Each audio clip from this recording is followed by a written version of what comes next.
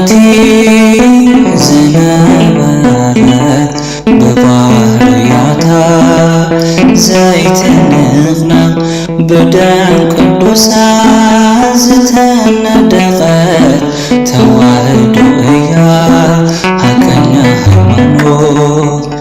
ካብ ጥንቲ ዝነበረት ብባህርያታ ዘይትንቕነቕ ብደም ቅዱሳን ዝተነደቐት ተዋህዶ እያ ሐቀኛ ሃይማኖት።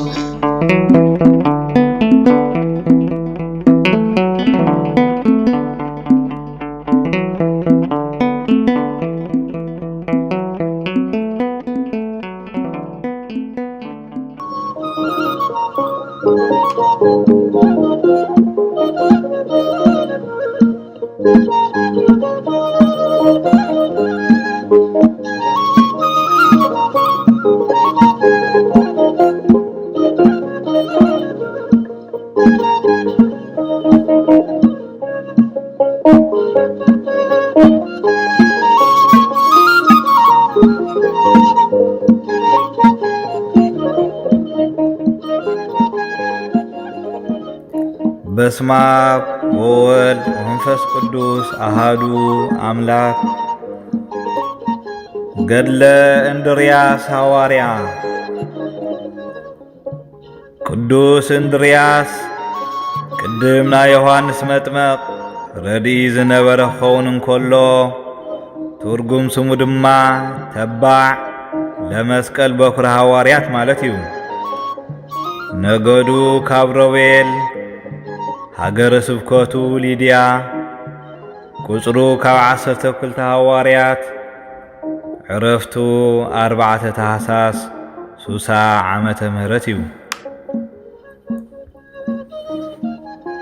ቅዱስ ሐዋርያ እንድርያስ ንሃገረ ስብከቱ ሊድያ ክብገስ እንከሎ ንፊልሞና ረድኡ ኣኸቲሉ ናብታ ሃገር ምስ በጽሐ ኣብኣ ዝነበሩ ህዝቢ ፍርቆም በቐዳማይ ስብከት ጴጥሮስ ዝኣመኑን ዘይኣመኑን ስለ ዝነበርዎ ሐዋርያ እንድርያስ ኣብቲ ምእመናን ዘስርሕዎ ቤተ ክርስቲያን ከኣቱ ኸሎ እቶም ኣመንቲ ኣቝጽልቲ ሒዞም ብኽብሪ ተቐበልዎ።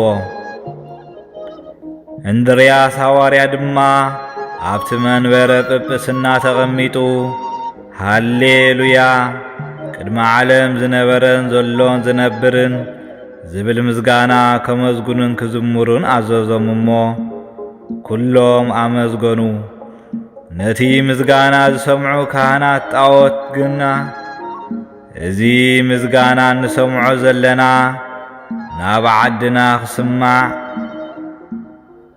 ኣይንደልዮን ኢና፣ መንከ እዩ ከምዚ ዝገብር ዘሎ ኢሎም ንሓድሕዶም ተዘራረቡ።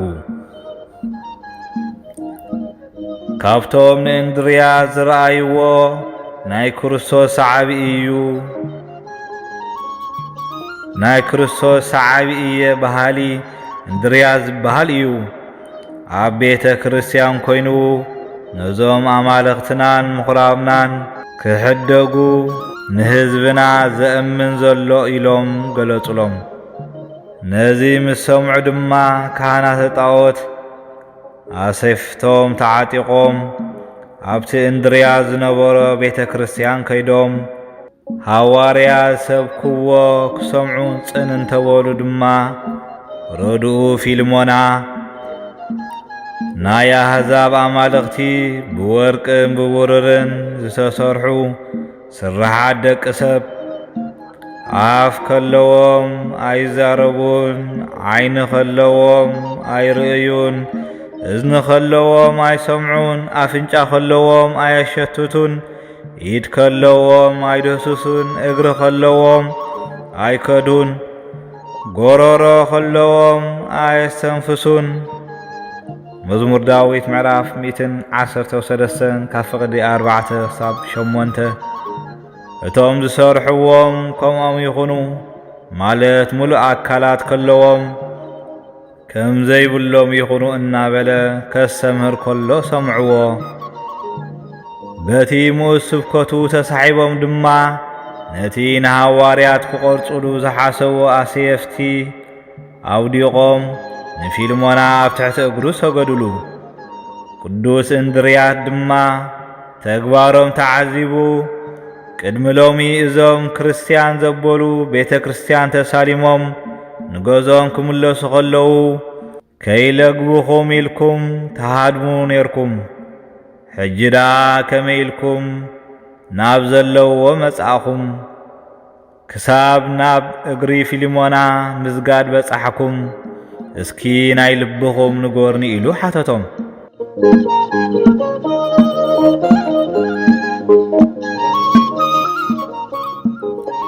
ንሳቶም ድማ እዞም መጺና ዘሎና 50 ዕጡቓት እምብዛ ንኣማልኽትና ትጸርፉ እንተኾንኩም ነዞም ኣብዛ ቤተ ክርስቲያን ዘለኹም ንኹልኹም ክንቈትለኩም ኢልና ኢና መጺና ነርና። እንተኾነ ናይዚ ረድእኻ ቃል ምስ ማረኸና ልብና ናብ ስብከቱ ዘንቢሉ። ስለዚ ንስኻ ከምቶም ምሂርካ ናብ ኣምላክካ ዘቕረብካዮም ህዝቢ ቁጸርና በልዎ። ወንጌል ሉቃስ ምዕራፍ 3:7 ሃዋርያ እንድርያስ ድማ ብናይ ፊልሞና ጣዕሚ ስብከት ከም ተመልሱ ተረዲኡ ካብቲ ተቐሚጥዎ ዝነበረ ቦታ ተንሲኡ ንፊልሞና ብኽሳዱ ሒዙ ርእሱ እንዳሰዓመ መንፈስ ቅዱስ ናባኻ ሓዲሩ ዝተዛረቦ ቃል ሓቂ እዩ። ቃልካ ጥዑም ኣሕዛብ ናባኻ ይእከቡ። ብሓቂ መድሕን ነፍሳት ተባሂልካ ክጽዋዕ ይግባእ እናበለ ኣብ ቅድሚ ኩሎም ኣሕዛብ ኣመዝገኖ። ፊልሞና ቁጥሪ 7 እንዳመዝገነ ክስዕሞ ኸሎ ዝረአዩ ኣሕዛብ ከዓ ንፊልሞና ናብኡ እናቐረቡ ሰገዱሉን ሰላምታ ኣቕረቡሉን። በዚ ነገር እዚ እንድርያስ ጽንዓት ሃይማኖቶም ርእዩ 4,400 ኣሕዛብ ብስም አብን ወልድን መንፈስ ቅዱስን አጠመቆም። ወንጌል ማርቆስ ምዕራፍ 16 ፍቅዲ 15 ኣብ ርእሲ እዚ ድማ ኣርድእቲ ክርስቶስ ዘምጽኡሎም ሕማትን ድኑሳትን ኣሕዊዮም ምውታት ተንሲኦም ብእምነቶም ክጸንዑ ሚዒዶም ስብከቶም ንምቕጻል ናብተን ዘይበጽሕዎን ዓድታት ተፋንዮሞም ከዱ። ሃዋርያ እንድርያስ ናብ ሃገረ ስብከቱ ሊድያ ዝርከባ እስካትያ፣ አርጋንያኖስ፣ ሱቁል፣ ሃገር እልዋን ዝተባሃላ ምስ በጽሐ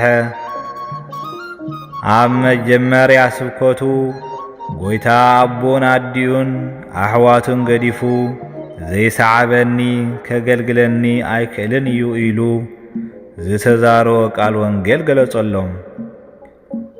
እቶም ሰብታ ሃገር ግን ከሰምህርን ተኣምራት ክገብርን ብምርኣዮም ተቖጢዖም ንተኣከብ ቃልና ድማ ሓደ ይኹን ንሕና ኾነ ኣቦታትና ዘይሰማዕናዮ ሓድሽ እምነት ኣምጺኡ ኣማልኽትናን ሕግናንዶ ከጥፍኣልና መጺኡ ብስብከቱ እውን ናብ እምነቱ ዘእትዎም ካብ ወገንና ኣለዉ ተባሃሉ።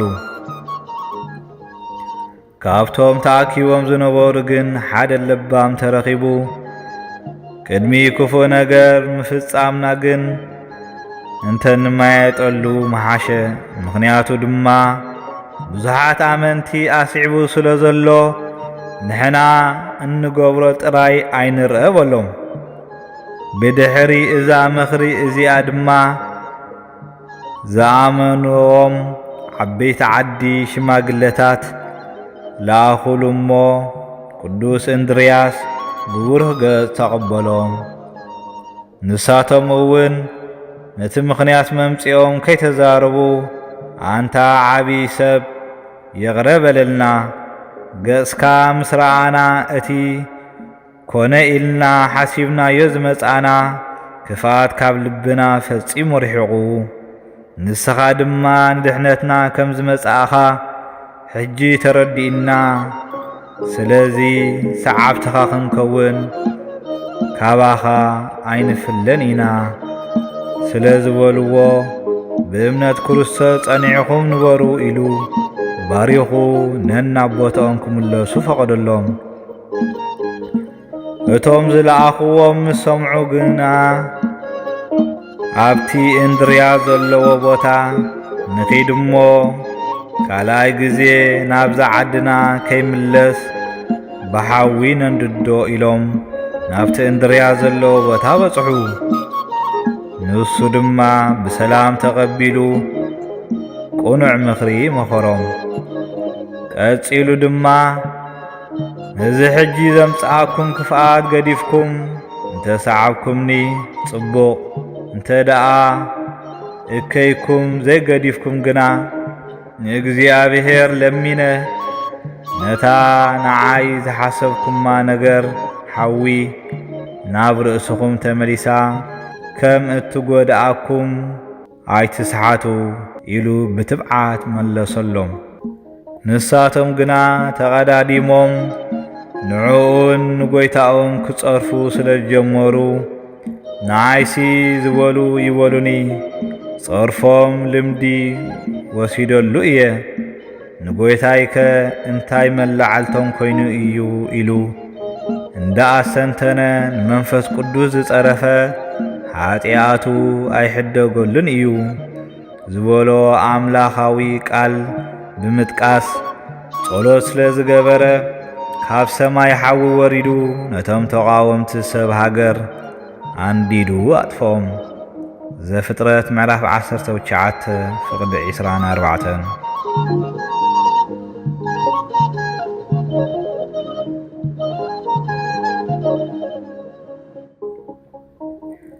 ክፋእካ ዘይረአየ ጽቡቕካ ነይፈልጥ ከም ዝበሃል ከዓ ዜና ተኣምራቱ ናብ ኩለን እተን ኣውራጃታት ምስ በጽሐ እቶም ብስብከቱ ከይኣመኑ ዝጸንሑ እታ ሓዊ ዘይረኸበቶም ሰባት ነዚ ሰብ እዙ ስቒልና እንተርኢናዮ ብስራይ ከጥፍኣና እዩ፣ እንደገና እውን ኣንስትናን ሰውእትናን ክፈላለየና እዩ ኢሎም ጸዊዖም ናብኦም ኣቕረብዎ።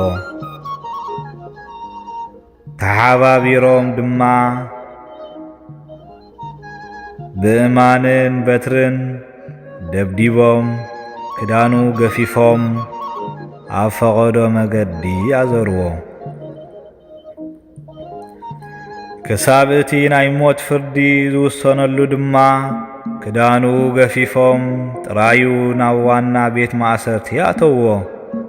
ናይታ ሃገር ሊድያ ድማ ክቖትልዎ ዝደለዩ ብስቕለት ወይ ብዳርባ እምኒ ይሙት ኢሎም እዮም ዝውስኑሉ።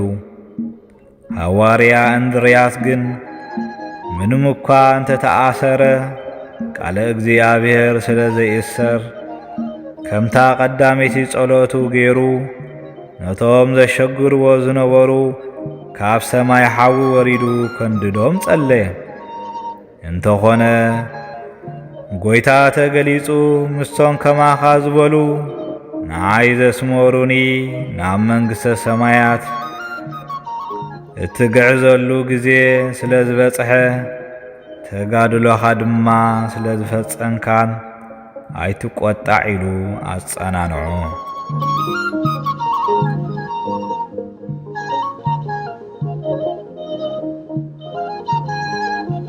ቅዱስ ሐዋርያ እንድርያስ ድማ ናይ ሞት ጽዋኡን ምቕባል እናጸለየ ኸሎ ንመዓት እምበር ንምሕረት ዘይለኣኹ ዓቀይቶት ካብ ቤት ማእሰርቲ ኣውፂኦም ናብ መስቀል ሰቐልዎ።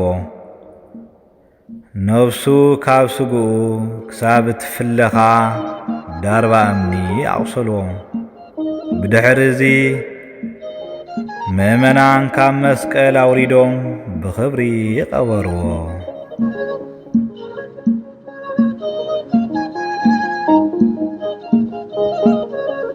በረከት ናይ ቅዱስ እንድርያስ ሐዋርያ ምስ ኩልና ህዝበ ክርስቲያን ይኹን።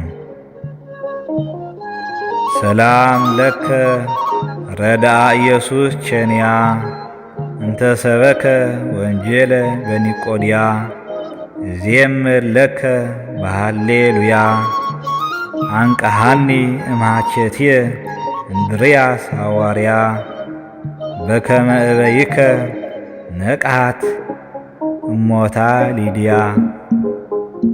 ወስብሐት ለእግዚአብሔር ልዑል ወለወላዲቱ ድንግል ወለመስቀሉ ክቡር ይትአኮት ወይሰባህ ስሙ ለእግዚአብሔር አምላክነ ወትረ በኩሉ ጊዜ ወበኩሉ ሰዓት። ምንጪ መጽሐፈ ጽዮው ገድለ ሐዋርያት በቋንቋ ትግርኛ። አሜን።